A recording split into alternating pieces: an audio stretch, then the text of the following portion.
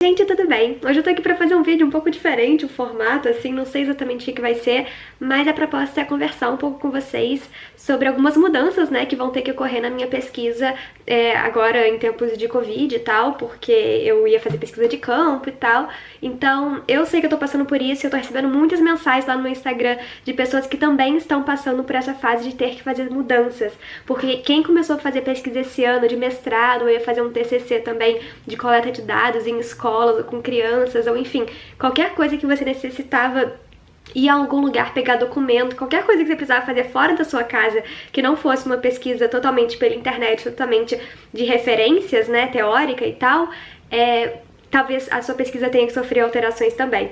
Então, enfim, é mais uma conversa mesmo, meio study vlog, porque eu vou mostrar algumas coisas que eu tô fazendo, meio conversa, realmente pra gente trocar, assim. Eu não tenho nada muito definido ainda, eu acho que esse espaço aqui nos comentários é bom pra gente se ajudar, se vocês estiverem precisando. É claro que tudo, na verdade, vai ser visto com a nossa orientadora, né, com a orientadora de vocês, e eu tô vendo com a minha orientadora, mas é um momento que é isso, que é tudo muito incerto, então é difícil realmente definir um rumo, e saber contar com os prazos, né, tudo isso. Então realmente é só pra conversar com vocês sobre como é que tá a minha situação e vocês poderem falar como tá a situação de vocês também aqui nos comentários, tá bom? E gente, hoje é dia 22 de maio e o Atlas TI, que pra quem não conhece é um software de análise de dados qualitativos, né, enfim, pra quem usa entrevista, vídeos, análise de conteúdo, vários tipos de coisas, depois eu explico melhor pra vocês o que é o Atlas. Ele vai promover um seminário que chama Adaptações e Perspectivas da Investigação Qualitativa em Tempos de Covid. Então, algumas professoras de várias universidades, a gente daqui do Brasil também, vão conversar sobre isso. Então, o que eu vou fazer hoje, agora já se faltam 20 minutinhos para começar, eu vou assistir, né, essa palestra, enfim, esse seminário, para também ter algumas ideias, que eu tô justamente nesse processo de adaptar a minha pesquisa. E me segue lá no Instagram, eu indiquei, né, pra vocês assistirem também, quem tá passando por essa dificuldade e tal. E só para contextualizar vocês um pouquinho, eu já contei aqui pra vocês, né, mas a minha pesquisa, inicialmente, eu iria em várias escolas aqui do Rio de Janeiro, públicas e particulares, para conseguir primeiro aplicar um questionário com as crianças e depois fazer entrevistas coletivas com elas. Eu voltaria nas escolas para fazer algumas entrevistas coletivas, porque a minha pergunta de pesquisa dependeria muito da opinião das crianças. Eu tô falando sobre, na minha pesquisa, a relação das crianças com o YouTube, com os vídeos que elas assistem e tal, crianças de 8 a 10 anos. Então eu super dependeria de conversar com as crianças, sabe? E justamente por se tratarem de crianças, não é simplesmente, então agora faz online. Porque tem a questão do acesso, a questão que eu ia fazer via escola, e algumas escolas agora não estão tendo esse acesso remoto, né, e tal. Então eu teria que decidir se eu continuaria fazendo via escola ou se eu abriria a mão disso e faria de outra forma, sendo que eu já tinha ido em uma escola, então eu já tenho coletado questionários de uma escola. Então, enfim, tá tudo meio bagunçado, eu tenho que tomar algumas decisões em termos da minha metodologia mesmo. A princípio, eu ia esperar pra verem, porque tem chance de prorrogarem o tempo de defesa. Então eu teria que defender até dia 25 de fevereiro, né, do ano que vem, de 2021. Com essa questão toda, é muito provável não, mas é bem provável que a CAPES permita que adie o prazo de defesa. Só que pelo que eu entendi, a CAPES meio que já falou, não, pode sim prorrogar, mas não é cada aluno que decide, é o programa de pós, né? Então o programa de educação teria que decidir se ele quer ou não meio que submeter ao pedido de extensão de prazo para todos os alunos. Então acho que eles estão muito na fase de ver quanto os alunos vão ser afetados, as pesquisas deles, para decidirem se vão pedir o prazo de prorrogação ou não. Eu não sei quais são as consequências disso pro programa, tem toda essa questão de nota, de publicação, de bolsa também, né, que é uma questão bem importante. Então eu não sei como isso vai ficar. E eu tava ficando muito nervosa em ter que esperar isso ser definido pra só então decidir o que fazer com a minha pesquisa, porque a minha primeira ideia era essa, né? Eu falei, vou esperar. Vai provavelmente ser adiado. Quando der lá pra setembro, eu volto a fazer minha pesquisa nas escolas. Só que imagina isso, eu não sei quando as escolas vão voltar, eu não sei em que condições elas vão voltar, né? A gente tá vendo ao redor do mundo de várias formas diferentes as escolas voltando, e a gente sabe que aqui no Brasil muitas realidades não são adaptáveis dessa forma, então é realmente muito complicado, sabe? E que abertura uma escola vai ter pós-pandemia pra receber uma pesquisadora que nunca ouviram falar na escola, entendeu? Então assim, tem uma série de questões que ficariam muito complicadas de eu fazer isso depois. Eu tava ficando ansiosa com isso, eu não queria depender disso, sabe? Eu não queria depender de ter que ir pra escola pós-pandemia, assim. Até porque eu ficaria muitos meses, assim, meio sem saber o que fazer e nessa expectativa e tal. Então eu justamente tô tomando medidas e tomando decisões. Talvez eu tenha que mudar minha pergunta de pesquisa um pouco até. Tem que ver isso com a minha orientadora ainda. Eu falei com ela, peraí, eu tô tentando pensar o que eu quero. E aí vou marcar uma orientação com ela justamente pra ela me dar esse auxílio, né, de uma forma mais próxima e tal, porque tá todo mundo nessa, né.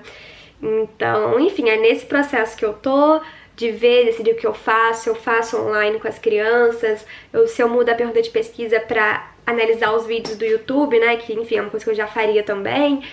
Enfim, é difícil aqui eu falar muito, assim, definidinho, até por uma questão da exposição, da pesquisa, né, dos meus dados, eu não posso mostrar muita coisa, que tem toda a questão da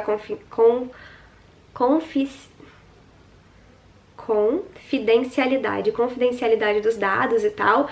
Então, enfim, é difícil. Eu até queria muito mostrar pra vocês, assim, como eu tô organizando eles, tabulando e tal, mas é difícil por conta disso. Aí eu tô tentando mostrar às vezes, mas tem toda essa questão, né? Enfim, agora faltam 15 minutinhos pra começar o seminário. E o que eu vou fazer? Eu acho que eu vou assistir e eu vou ficar... ou com o Word aberto do lado, anotando, ou com o meu caderninho mesmo, se eu tiver alguma ideia, algum tipo de... Enfim, tiver me dado algum tipo de provocação, assim, talvez eu anote. E, gente, uma coisa que eu vi lá no Instagram da doutoranda, é um Instagram que eu tô gostando bastante também, que fala tudo sobre esse mundo de pesquisa e mundo acadêmico e tal, eu acho muito legal. Ela falou que durante o mestrado inteiro, o doutorado inteiro dela, ela manteve um caderno de pesquisa, tipo um diário de campo, um diário de pesquisa, assim. E eu nunca fiz isso porque eu não sou do físico, vocês sabem que eu sou totalmente do digital, né? E eu anoto tudo no Word e tal, no OneNote, no Notion, só que tá tudo meio separado, sabe? E eu fiquei tipo, eu acho que eu tô querendo um caderno de pesquisa também, porque eu acho que ia ser muito legal depois eu olhar meio que toda a minha trajetória, assim. Só que eu queria isso no digital, porque eu não gosto de confiar só no negócio físico. Vai que some, vai que qualquer coisa acontece, o negócio pega fogo ou molha, sei lá, qualquer coisa, eu fico com medo. Então, eu tô pensando ainda se eu tento migrar pra alguma coisa física ou se eu faço no digital mesmo. Não sei. Estou pensando nisso ainda. Mas, enfim, então agora eu vou assistir e aí talvez eu mostre um pouquinho pra vocês. Quer dizer, eu não vou mostrar, não posso mostrar as pessoas lá do seminário, né? Mas, enfim, eu vejo o que eu vou fazer. Esse vídeo é meio aleatório mesmo, é uma conversa, uma troca de informações. E espero que ajude vocês também. Depois que eu assistir, eu posso tentar trazer algumas outras ideias pra vocês, tá bom?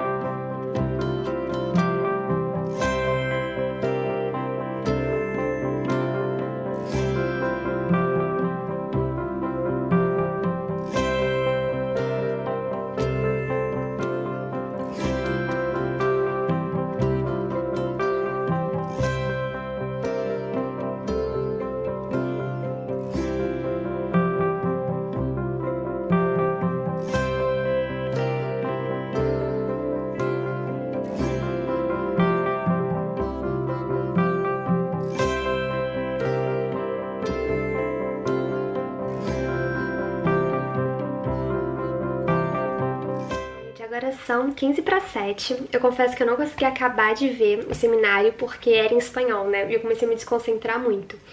E eu sei que falar, não, espanhol parece tudo em português, mas, gente, eu tenho muito mais facilidade em inglês do que em espanhol, assim, de verdade. Claro que, sei lá, pra entender quem não sabe nada de inglês, nada de espanhol, é mais fácil entender espanhol. Mas eu sei nada de espanhol. Tipo, eu fiz, sei lá, 3 anos de ensino médio de espanhol, mas eu, aprendi nada. Então, eu não consigo me concentrar por muito tempo. Aí eu parei, assim, quando deu umas 6 e pouquinho eu parei. Mas falaram coisas bem interessantes, assim, teve uma moça que falou, que é da PUC do Paraná, que justamente ela é do departamento de educação de lá, então ela falou que uma coisa que a gente tem que prestar atenção também é que mesmo se a gente quiser, por exemplo, se a gente fizesse pesquisa indo à sala das crianças, né, igual eu fiz com o questionário, que eu fui na sala das crianças, apliquei o questionário e tal, se a gente quisesse fazer isso no ambiente virtual.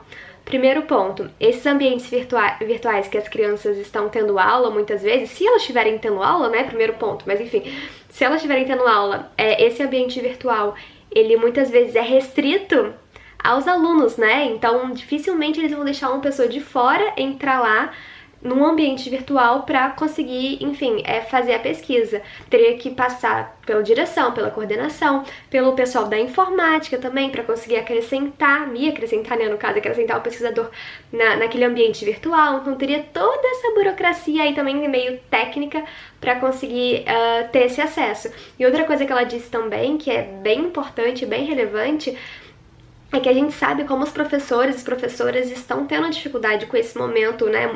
Adaptações muito rápidas, muitas mudanças, tiveram que aprender um monte de coisa de uma hora pra outra.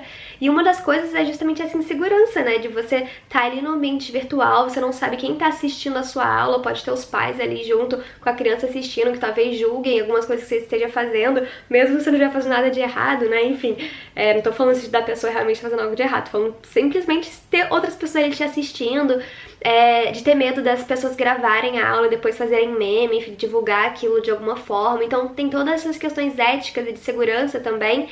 Então pensar que a professora também estaria recebendo uma outra pessoa de fora, mais uma pessoa para estar ali naquele momento que já é tipo tenso e complicado para ela. Então se realmente a opção da pesquisa qualitativa for entrar em sala de aula, for ter contato com os alunos dessa forma, tem que pensar em tudo isso, que uma coisa já é muito delicada a entrada na escola presencialmente, imagina a entrada na escola da forma online, né? Desse momento todo de insegurança e de mudanças. Então é algo que eu achei a fala dela muito interessante nesse sentido e que realmente é algo pra gente refletir. Eu fiquei aqui refletindo que eu nem tinha pensado nessa possibilidade de entrar via ambiente online. Então, por exemplo, sei lá, minha irmã tá usando o Teams da Microsoft, né? Eu não tinha pensado na possibilidade de eu entrar pra fazer pesquisa em uma dessas plataformas. Eu tinha pensado em, sei lá, em mandar pra coordenadora da escola e a coordenadora divulgar o link, enfim, coisas desse tipo. Ou me passar o contato de famílias que queiram participar da pesquisa, mas realmente é uma possibilidade. Tudo isso são possibilidades, né, que a gente tem que pensar com bastante sensibilidade nesse momento. Então foi interessante ver, assim, ver as perspectivas, mas eu acho que é isso. O intuito dessa conversa é realmente meio que pra, sei lá, falar, eu poder desabafar um pouco. Vocês estão perguntando muito lá pelo Instagram também o que eu tô fazendo na minha pesquisa, e gente, eu tô tão perdida quanto vocês, tá? Eu tô, tipo, tentando, sabe? Eu falei até lá no Instagram isso, que eu tinha meu projeto de mestrado e ele era tipo meu bebê, assim. Ele tava...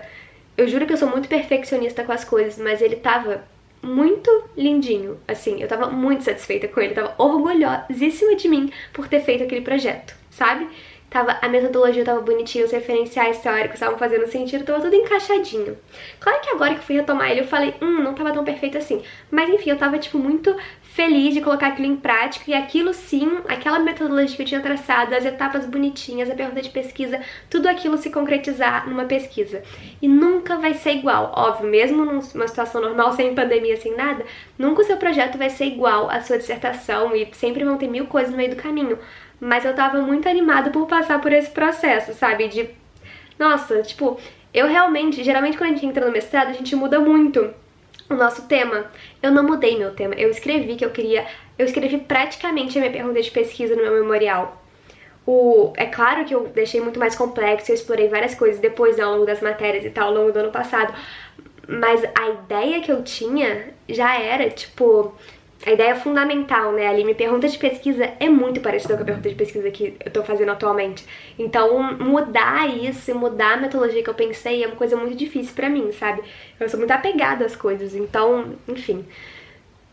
Teve todo esse processo, assim. E aí, como eu falei, agora que eu consegui aceitar isso, que eu vou ter que mudar e que isso vai ter que ser diferente, eu tô começando a me abrir justamente pra essas possibilidades que estão tendo. Inclusive, talvez mudar minha pergunta de pesquisa, assim. Não meu tema, não meus objetivos, talvez, sabe? Tipo, o objetivo principal não. O objetivo principal que eu quero é justamente conhecer esses conteúdos que as crianças estão assistindo e tal, tudo isso. Mas talvez, como eu não consiga tanto contato com as crianças em si... justamente por toda a literatura que eu tô usando ser uma literatura que fala, por exemplo, sociologia da infância, que fala de uma criança que é sujeito histórico, que é situada no seu próprio tempo, que é agente dos seus próprios pensamentos, que ela não internaliza tudo aquilo que ela tá vendo e assistindo e ouvindo e simplesmente reproduz. Enfim, então tudo que eu tô usando como referencial teórico vai contra essa ideia de uma criança passiva, né? Então eu não posso é afirmar coisas sem ouvir as crianças, sabe? Então por isso que eu tô tendo que reformular os meus objetivos. E aí, uma conclusão que eu cheguei, assim, não conclusão, mas uma ideia que eu tô tendo, é que, pô, quem sabe eu não consigo usar esse meu projeto de mestrado que tá redondinho e tal, aprimorar ele depois pra quando eu quiser fazer um doutorado, né? E aí sim eu consigo ir nessas todas, eu ia em 8 escolas, eu acho, ir nessas 8 escolas que eu queria, comparar público com particular, enfim, fazer essa coisa que talvez até fosse um pouco ambiciosa demais pro mestrado, mas eu tava, enfim, encarando esse desafio. Então, essa é uma coisa me deixando mais calma também, saber, não, Clara, calma, você tá no mestrado, você pode fazer doutorado se você quiser, enfim, né, tá tudo certo, não precisa ser da sua vida, assim, tipo, é só uma pesquisa, que eu vou, obviamente, me dedicar ao máximo que eu conseguir, mas é uma pesquisa, né, então... Enfim, acho que foi um bate-papo esse vídeo, né, eu refletindo aqui, espero que tenha ajudado vocês a refletir um pouco aí também. Diga aqui nos comentários como é que vocês estão, tá sendo esse período pra vocês, espero que esteja todo mundo bem, todo mundo em casa, todo mundo saudável, tá? Então, é isso, gente, espero que tenham gostado de conversar um pouquinho comigo hoje, tá? Um beijão pra vocês e até a próxima.